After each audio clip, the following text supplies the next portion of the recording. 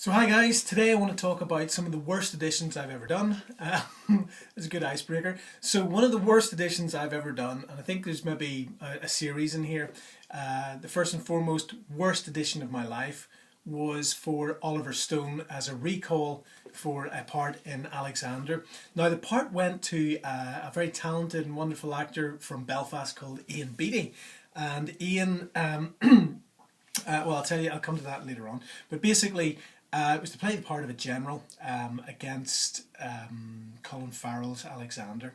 Now, at the time I was working at Queen's University, teaching in the film department, and I was in the middle of a huge load of marking of assignments. So I was absolutely inundated with marking, and I got a phone call just saying, Oliver Stone wants to meet you in Dublin tomorrow, go. So I had to drop everything.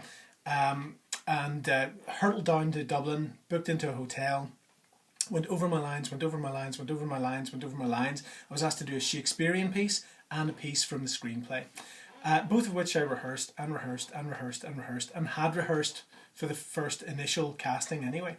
So these were in good shape. The next day I was to be down for the audition to meet the casting director and Oliver Stone.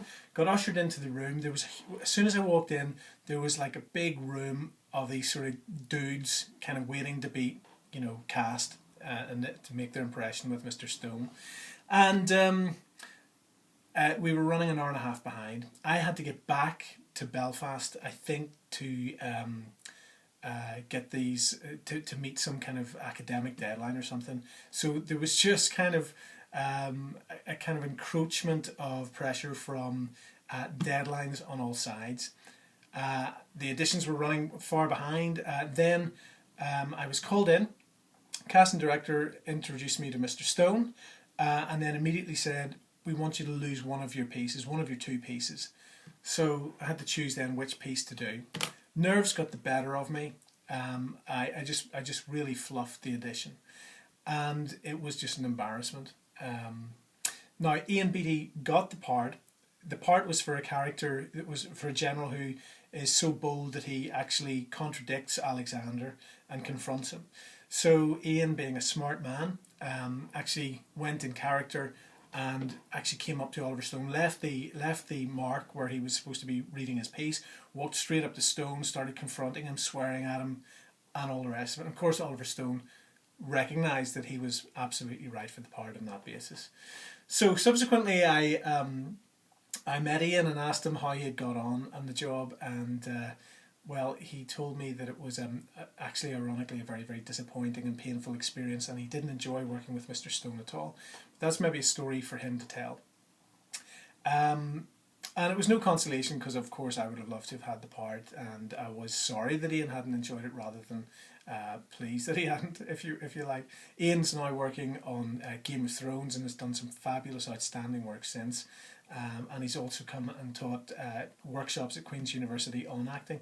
In fact, I would be delighted if he'd come and have a chat with us at the $50 Film School about his experiences as an actor.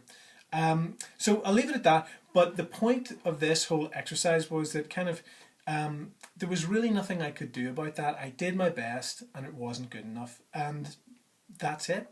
You can second guess yourself and say, if only I'd done this or if only I'd done that. But you know what? I did the best with the energy and time and talent that was available to me. Another day, another time, I could have, I could have nailed it. I've done some really good work with some really good directors, but that one wasn't to be. So I really threw that little anecdote out by way of A, name dropping, but B, to encourage you guys that when the disappointments do come, and they do for every actor, for everybody in every walk of life, but whether you're a filmmaker, an actor, screenwriter, it is a numbers game. We get relatively few opportunities to make a good impression and to have really good meetings and good auditions, and we're just not going to get all of them. And certainly I think when you're meeting somebody of that caliber, the nervous energy is there, the adrenaline's there. And at the time, I was thinking, well, this is a complete game changer. This would launch my career, so on and so forth. And it just wasn't to be. So we've got to go easy on ourselves. We do the best we can, and you let go of it. Put it out there, do your best, and let go of the outcome. either way. So I wish you well. By the way, it would be really, really good to hear from any of you who've had similarly kind of disappointing auditions for projects that you were very enamoured with. So do let me know that. Thanks for listening. See you soon. For more from $50 Film School, where our emphasis as ever will be on filmmaking, screenwriting, acting, and all forms of creativity and inspiration. God bless. Cheers. Bye.